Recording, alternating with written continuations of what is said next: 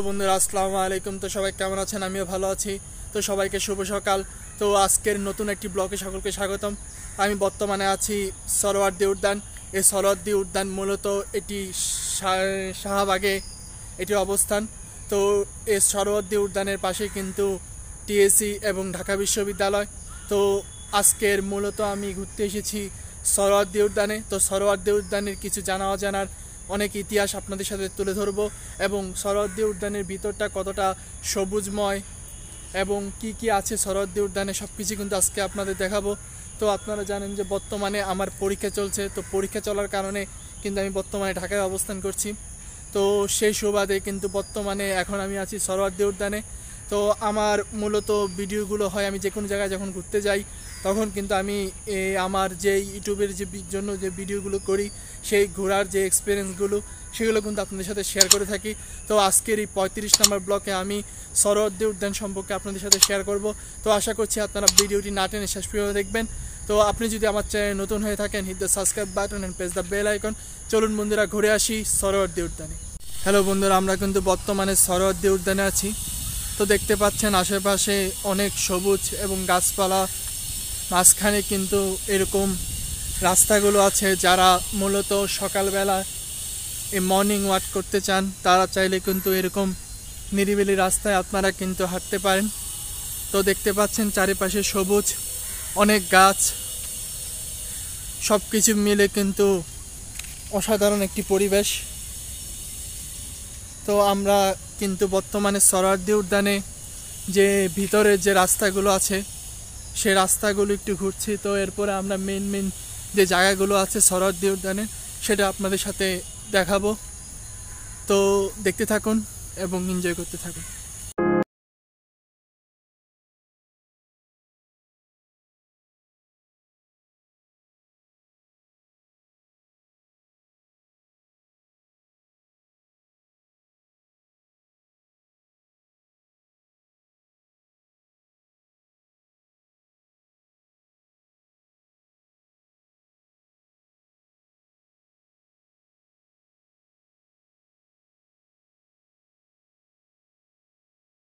বন্ধুরা, আমরা এখন বর্তমানে আছি সরোয়ার্দী উদ্যানের এই স্বাধীনতা জাদুঘরের সামনে।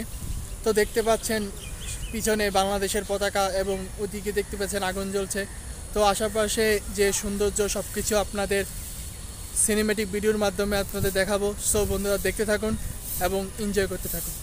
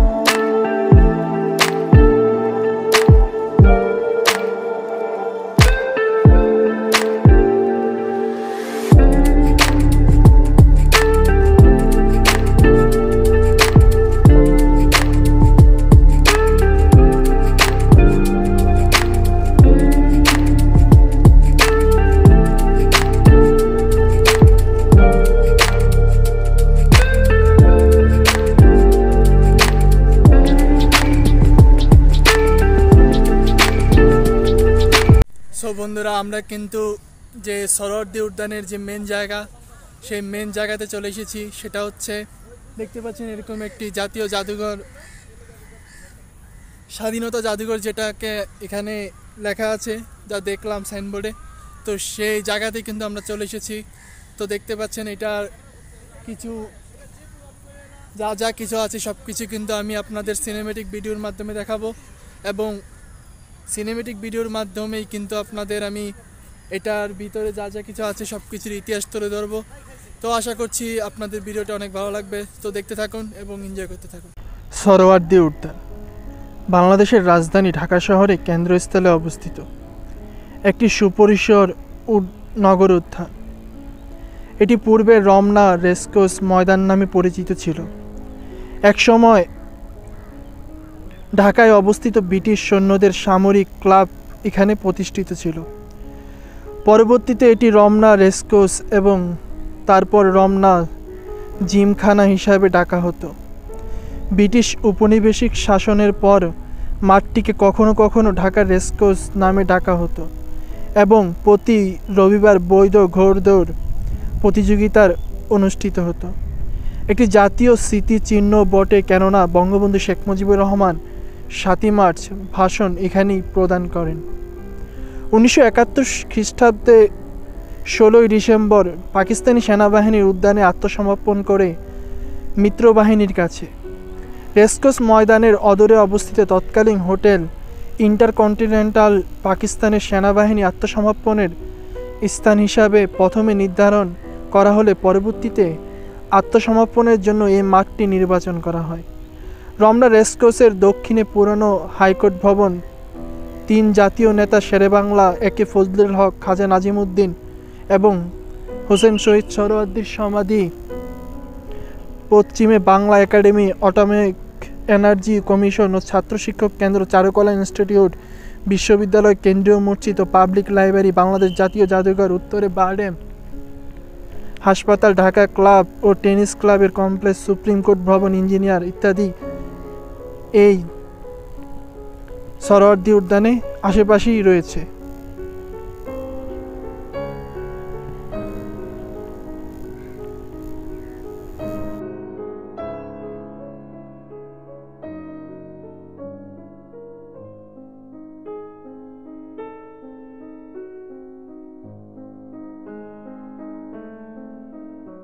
সো বন্ধুরা, সোহরাওয়ার্দী উদ্যানের কিছু ইতিহাস তো জানলেন। আমি কিন্তু আপনাদের যতটুকু জানি ঠিক ততটুকু জানানোর চেষ্টা করেছি যে সোহরাওয়ার্দী উদ্যানের যে প্রকৃত যে ইতিহাস, সেই ইতিহাসটা যে বঙ্গবন্ধু শেখ মুজিবুর রহমান ৭ই মার্চের কিন্তু এই জায়গাতেই তিনি ভাষণ দিয়েছিলেন সোহরাওয়ার্দী উদ্যানে। তো এখন আসি আপনারা এই সোহরাওয়ার্দী উদ্যানে কীভাবে আসবেন।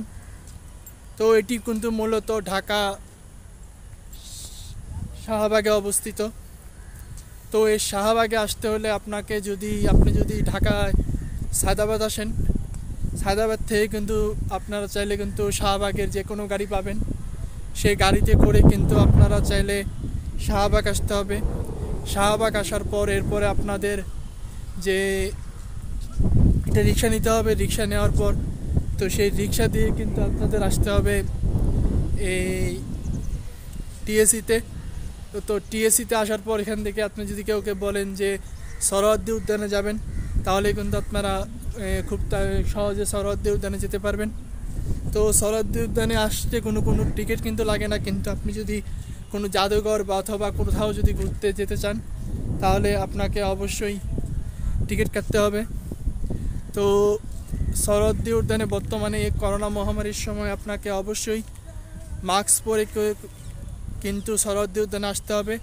তো আপনারা দেখতে পাচ্ছেন যে আমার পিছনে কিন্তু লেখা আছে অবশ্যই মাস্ক পরে সোহরাওয়ার্দী উদ্যানে এবং জাতীয় যে স্বাধীনতা জাদুঘর, এখানে আপনাদের আসতে হবে।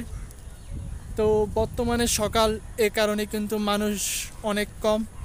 যখন এটা বিকাল টাইম হয় তখন কিন্তু এই সোহরাওয়ার্দী উদ্যানে প্রচুর মানুষ হয় এবং প্রচুর মানুষের লোকারণ্য হয় এবং আরও অনেক মানুষ কিন্তু এখানে আসেন।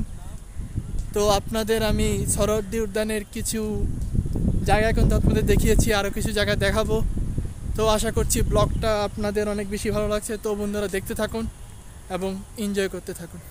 সো বন্ধুরা, সোহরাওয়ার্দী উদ্যানের যে এই জায়গাটা দেখতে পাচ্ছেন, এখানে কিন্তু মূলত অনেক কাপড়রা আসি কিন্তু এখানে তারা এই যে পা ভিজায় এবং পা ভিজিয়ে বসে বসে কিন্তু তারা অনেক রকম গল্প করে থাকে এই সোহরাওয়ার্দী উদ্যানের এই জায়গাটাতে।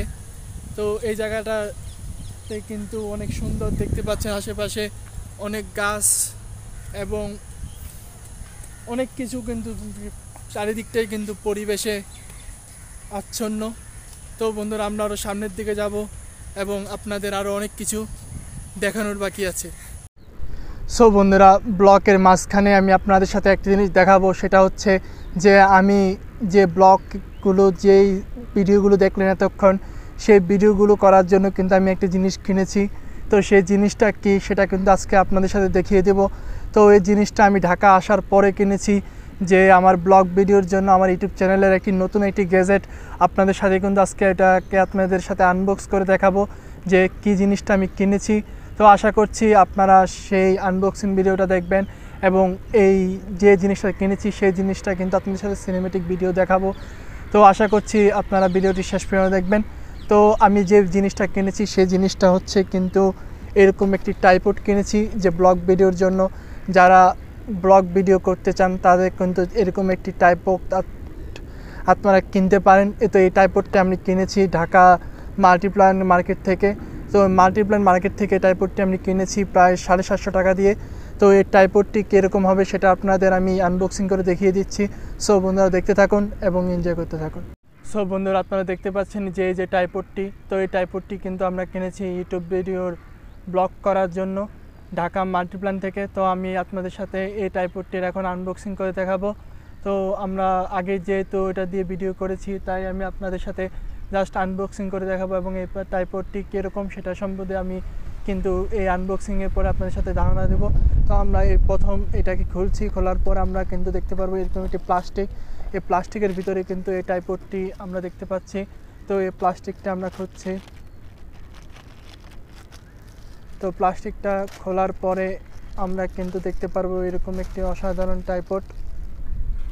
এই ট্রাইপডটি দিয়ে কিন্তু আপনারা যে কোনোভাবে আপনাদের হাতে কিন্তু গ্রিপ থাকবে, এবং যে কোনো রকমভাবে কিন্তু আপনারা এটাকে যে কোনো জায়গায় বসিয়ে রাখতে পারবেন, এবং যে কোনো জায়গায় কিন্তু আপনারা এটাকে ব্যবহার করতে পারবেন।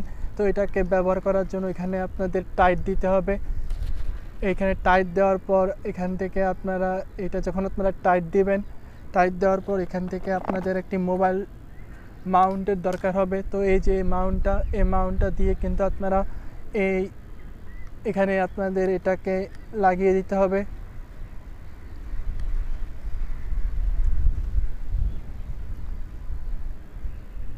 এটাকে যখন আপনারা লাগিয়ে দিবেন, তখন কিন্তু আপনাদের অসাধারণভাবে কিন্তু আপনারা দেখতে পাচ্ছেন যে যেহেতু আমি মোবাইল দিয়ে ভিডিওটা করছি, তাই আমি কিন্তু এখানে মোবাইল লাগাতে পারছি না। তো এইভাবে কিন্তু আপনার এখানে মোবাইলটা লাগিয়ে কিন্তু আপনাদের ইচ্ছা মতো করে আপনারা যে কোনো জায়গায় এইখানে গ্রিপ করে ধরে আপনারা কিন্তু এই ইউটিউব ভিডিওগুলো করতে পারবেন, ব্লগ ভিডিওগুলো করতে পারবেন এই ট্রাইপডটির মাধ্যমে।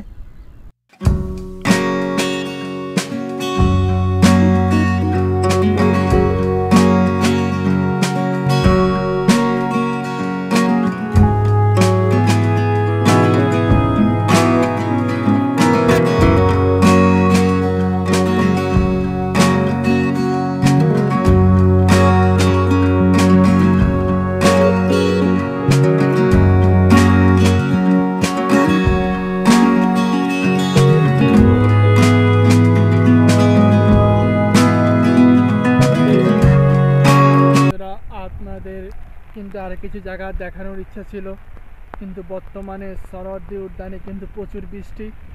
তো বৃষ্টির কারণে আমাদের যে সোহরাওয়ার্দী উদ্যানের যে ব্লগটা, সেটাকে এখানে সমাপ্তি করে দিতে হচ্ছে। তো আশা করছি আপনাদের ব্লগটা অনেক বেশি ভালো লেগেছে। তো বন্ধুরা, আপনারা নিয়মিত আমার ব্লগগুলো দেখবেন, এবং অবশ্যই আমার চ্যানেলটিকে সাবস্ক্রাইব করে দেবেন। তো আজকে চলে যাচ্ছি, কিন্তু যাচ্ছি না, দেখা হবে নতুন কোনো ব্লগে। সকল ভালো থাকবেন। আল্লাহ।